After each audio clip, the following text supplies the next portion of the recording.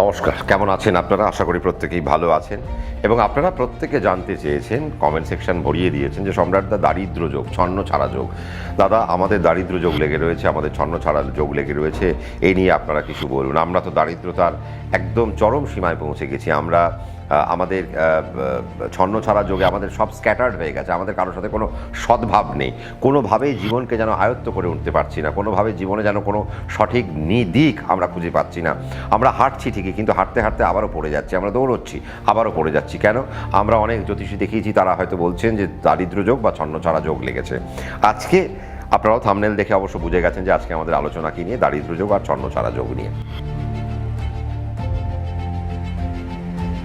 কিন্তু এই দারিদ্র যোগ আর ছন্ন ছাড়া যোগ হয় কখন, সেটা সবার আগে জানতে হবে। প্রথম কথা হচ্ছে যে আপনারা অনেকে আমাকে এসে বলেন যে দাদা, মঙ্গল শুক্র এক ঘরে আমার দারিদ্র যোগ। এই কথাটা কিন্তু খুব ভুল। মঙ্গল আর শুক্রের সাথে কিন্তু কোনো দারিদ্র যোগ লাগে না। আপনারা অনেকে বলেন বৃহস্পতি আর শুক্র যদি এক ঘরে থাকে তাহলে এটাকে দারিদ্র যোগ। না, বৃহস্পতির সাথে শুক্র বসে থাকলেও সেখানে দারিদ্র যোগ লাগবে না। হ্যাঁ, বৃহস্পতির সাথে শুক্র যদি থাকে সেখানে অধিগুরু যোগ তৈরি হতে পারে। কেন অধিগুরু যোগ? যেখানে অধিক গুরু স্থান পেয়েছে।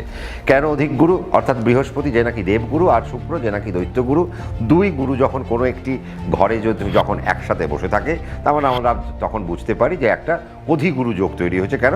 দুই গুরু এক জায়গায়, অর্থাৎ কলেজের প্রিন্সিপাল আর হয়তো আমাদের স্কুলের হেডমাস্টার মশাই দুজনই এক জায়গায় রয়েছে। তো এটাকে ছন্ন ছাড়া বা দারিদ্র যোগ বলে না। দারিদ্র যোগ বা ছন্ন ছাড়া যোগ কোন জায়গায় তৈরি হতে পারে? দেখুন, আজকে আমাদের আলোর দেবতাকে, আজকে আমরা যদি আলোর প্ল্যানেটটাকে আমরা যদি আমাদের জন্মছক দেখি বা আমরা যদি আমাদের সেলেস্টিয়াল পার্টে তাকাই, জাগতিক দিকে যদি আমরা তাকাই, তাহলে দেখব রবি হচ্ছে আমাদের আলোর কারক গ্রহ। আমরা যদি মাইথোলজিকে আমরা যদি ঘাঁটি বা আমরা যদি আরেকটু পড়াশুনো করি, আমরা যদি একটু জ্ঞান নিয়ে, তাহলে আমরা দেখতে পাবো যে অন্ধকার জগতের গুরু হয়ে গেলেন কিন্তু শুক্রাচার্য, অর্থাৎ শুক্র। কেন? তিনি দৈত্যদের তিনি পঠন পাঠন করাতেন, দৈত্যদের তিনি অস্ত্রশস্ত্র শিক্ষা দিতেন এবং তার সাথে তিনি তাদেরকে কিভাবে তিনি বাঁচিয়ে তুলবেন, অর্থাৎ দৈত্যলোক মানে যারা দেবের ওরি, দেবতার যারা শত্রু। দেব মানে আমার আলো আর দৈত্য মানে হচ্ছে অন্ধকার। তো আমরা দৈত্যদের অন্ধকার বলি। সেই অন্ধকার জগতের যিনি লর্ড বা অন্ধকার জগতের যিনি গুরু, সেই গুরুকে, সেই গুরু হলেন শুক্রাচার্য। তার মানে আজকে আলোর দেবতা আমরা বললাম রবি আর অন্ধকারের দেবতা আমরা বললাম শুক্র। আমরা অনেক সময় দেখি জন্মছকে রবি আর শুক্র কানেক্টেড। রবি আর শুক্র যদি কানেক্টেড থাকে, সেই জন্মছকে, যেই জন্মছকে রবি আর শুক্র কানেক্টেড রয়েছে, আমরা সেই জন্মছক খুলে যদি দেখি তারা একটা সার্টেন ডিগ্রির মধ্যে রয়েছে, তাহলে আমরা দেখি দারিদ্র ছন্ন ছাড়া যোগ তৈরি হচ্ছে। এবং আলো আর অন্ধকারের দেবতা যখন একত্রিত থাকবে এবং তারা যদি একটা সার্টেন ডিগ্রির মধ্যে থাকে, তবেই আমাদের জন্মছকে দারিদ্র বা ছন্ন ছাড়া যোগ তৈরি হবে। এই টার্মটা কি? টার্মটা দারিদ্র যোগ। দারিদ্রতা মানে হচ্ছে আমার টাকা পয়সা নেই বা আমরা ভিখিরি হয়ে যাব, এরকম একটা জায়গা না। আমাদের কিন্তু রবি আর শুক্র যদি আমাদের কম্বাস থাকে, আমাদের জন্মছকে কোনো একটা ভাবের মধ্যে যদি গিয়ে সে পড়ে থাকে এবং আমরা যদি জন্মছক খুলে দেখি সে কোনো একটি ঘরে রবি আর শুক্র যোগ এবং তারা একটা সার্টেন ডিগ্রির মধ্যে পড়ে রয়েছে, আমরা তখন একটু আঁতকে উঠি। কেন? তার কারণ আপনি হয়তো জীবনে প্রচুর সুখ পেলেন, আপনি হয়তো জীবনে সুখ না, আপনি হয়তো জীবনে অনেক অর্থ পেলেন, কিন্তু দেখা যাচ্ছে আপনি জীবনে সুখটা পেলেন না। কেন? আপনার প্রচুর টাকা রয়েছে, কিন্তু দেখা যাচ্ছে আপনি যখন রাত্রিবেলা ঘুমোচ্ছেন, আপনার পাশে এক বস্তা দুঃখ নিয়ে আপনি ঘুমোচ্ছেন। আজকে রবি আর শুক্র যখন এক জায়গায় কম্বাস্ট হয়, এখানে দারিদ্র ছন্ন ছাড়া যোগ তৈরি হয়। এবং এই টার্মটার সাথে কিন্তু দারিদ্রতা মানে কিন্তু একেবারে শেষ হয়ে যাওয়া তা নয়, অর্থের ভিখিরি হয়ে যাওয়া তা নয়, অর্থাৎ একটা ল্যাকনেস। আমাদের কি তৈরি হয়? একটা lackness in any sector in our life. অর্থাৎ আমার পঞ্চমভাবে রবি শুক্র তৈরি হয়েছে, তার মানে আমার হয়তো পড়াশোনাটা মাঝপথে গিয়ে থেমে যেতে পারে। আমার দ্বিতীয়ভাবে রবি শুক্র তৈরি হয়েছে, তার মানে আমার অর্থের জায়গায় আমি অনেক চেষ্টা করব, বাট আমি হয়তো অর্থ ভালো করে রোজগার করতে পারবো না। কেন? আমার রবি শুক্র দ্বিতীয়ভাবে গিয়ে একটা আলো অন্ধকারের লড়াই খেলছে। আজকে যদি তৃতীয়ভাবে রবি শুক্র থাকে, আমি দেখবো যে কারোর সাথে আমাদের সম্পর্ক তৈরি হচ্ছে, বাট সেই সম্পর্ক বেশি দিন টিকছে না। রবি শুক্র চতুর্থভাবে, তার মানে আমার বাড়িগত জায়গায়, ডোমেস্টিক জায়গায় হ্যাপিনেস কমে যাচ্ছে, মায়ের শরীর স্বাস্থ্য নিয়ে সমস্যা আসছে, আমার সফলতায় সমস্যা আসছে। আজকে যদি আমার ষষ্ঠভাবে আসে, দেখা যাচ্ছে আমার শত্রু শেষ হচ্ছে না, আমি ঋণের পর ঋণ করে যাচ্ছি, আমার মেন্টাল কন্ডিশন আমার ভালো নেই, আমার মধ্যে একটা মানসিক উত্তেজনা চলছে সবসময়, আমি স্থির না, আমি যেন একটা অস্থির জায়গায় রয়েছি, ভালো ডিসিশন আমি নিতে পারছি না। আজকে সপ্তমভাবে যদি রবি শুক্র তৈরি হয়, অনেক সময় আমরা দেখেছি আমাদের যে জীবনসঙ্গী, সেই জীবনসঙ্গীর একটা সমস্যা, বা হঠাৎ করে তার আমরা দেখেছি একটি ছেলে বিয়ে করার পর তার লগ্নের সপ্তমে হয়তো রবি শুক্র পড়ে রয়েছে, অকালেই তার হয়তো তার স্ত্রী চলে গেলেন, বা একটি মেয়ের হয়তো জন্মছকে সপ্তমে পড়ে রয়েছে, অকালেই তার হয়তো হাজব্যান্ডকে তাকে হয়তো হারাতে হলো। তার মানে রবি শুক্র এইরকম একটা জায়গা দিচ্ছে। আজকে যদি আমরা পঞ্চমে রবি শুক্র আমরা দেখতে পাই, তাহলে আমরা দেখতে পাবো যে সন্তানের জায়গায় একটা মারক একটা জায়গা আসছে, সন্তানকে নিয়ে আমরা অনেক চিন্তা ভাবনার মধ্যে পড়ে যাই। আজকে রবি শুক্র যদি অষ্টমে থাকে, আমরা অর্থ রোজগার করলাম, সমস্ত কিছু করলাম, কিন্তু ইনভেস্টমেন্ট কোনো রকমভাবেই প্ল্যান করতে পারছি না, কোনোভাবেই আমরা সম্পত্তি অ্যাকোয়ার করতে পারছি না, সম্পত্তি বৃদ্ধি করতে পারছি না, এবং বড় বড় রোগের মধ্যে পড়ে যাচ্ছি। আজকে যদি নবমে হয়, তার মানে পিতার জায়গায় সমস্যা তৈরি হচ্ছে, আমার ধর্মের জায়গায় সমস্যা হচ্ছে, আমার বারংবার ভাগ্যহানি হচ্ছে, আমার বরাত জোর কমে যাচ্ছে। আজকে যদি দশমে হয়, তো দেখা যাচ্ছে যে আমরা কর্ম তো করছি, কিন্তু কর্মে আমার কোনো রেকগনিশন নেই, কর্মে আমার কোনো উন্নতি নেই, কর্মের জায়গায় আমার কোনো নাম ডাক যশ খ্যাতি প্রভাব প্রতিপত্তি আমি পাচ্ছি না। একাদশে যদি রবি শুক্র থাকে, তো দেখতে পাচ্ছি যে আমরা কর্ম করছি, সবই করছি, কিন্তু আমার 100 টাকা রোজগার করার কথা, কিন্তু আমি সেখানে 50 টাকা রোজগার করে থেমে যাচ্ছি, বাকি 50 টাকা আমার জীবন থেকে মাইনাস হয়ে যাচ্ছে। আমি কর্ম করছি একই টাইম, কিন্তু আমি অর্থ পাচ্ছি খুব কম।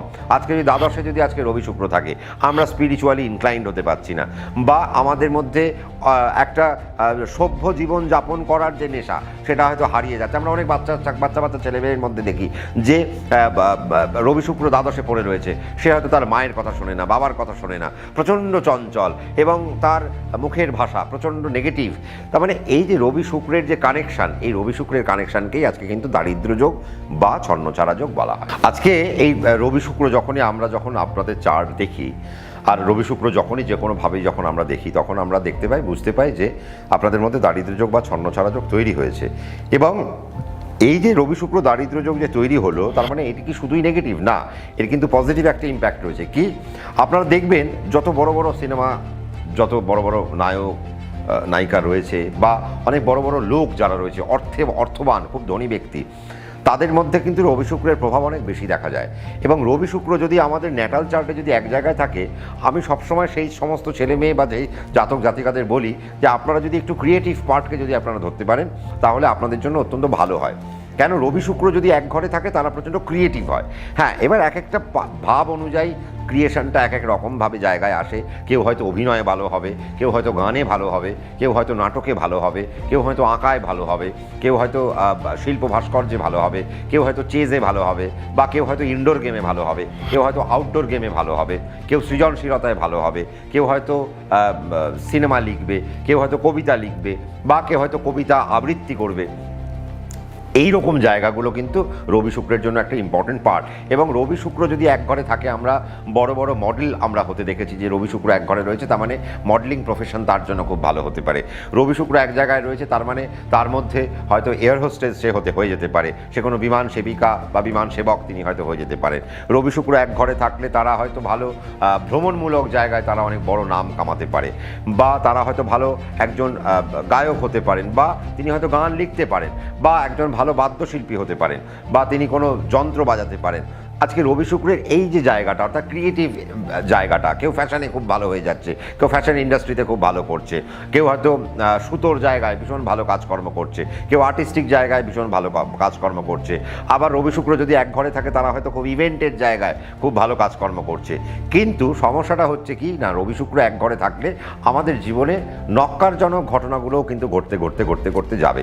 যেমন রবি শুক্র যদি এক ঘরে থাকে, আমরা সাধারণত আমরা সেখানেও কিন্তু, এবং তারা যদি একটা খুব বাজে ডিগ্রির মধ্যে থাকে, আমরা কিন্তু নো ফোরকাস্ট লিখে দিই, এবং সেখানে আমরা আর প্রেডিকশান দিতে পছন্দ করি না। আমরা বলি হ্যাঁ আপনার টাকা পয়সা মুক্তমুখ হবে, কিন্তু আমরা বুঝতে পারি যে তার জীবনে নেগেটিভ ঘটনাবলী প্রচুর ঘটবে।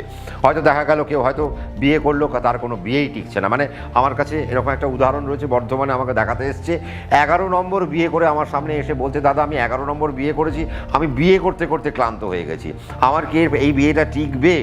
আমি যদি আর এই বিয়েটা না থেকে আমি আর বিয়ে করব না। তো আমি তাকে দেখে বললাম যে বাবা, তোমার তো গিনিস বুকে নাম তোলা উচিত, কারণ তুমি 11 নম্বর বিয়ে করে ফেলেছো, এটা বিরাট বড় একটা প্রাপ্তি। তোমার এখনও মানে তাকে হ্যাটস অফ যে তার মানে ওই বিয়ে থেকে তার ইচ্ছেটা এখনও সরে যায়নি। সে ক্লান্ত হয়েছে ঠিকই, কিন্তু তিনি এখনও দৃঢ় যে না আমার বিয়ে একদিন ভালো হবে, এই বিশ্বাসটা তার আছে।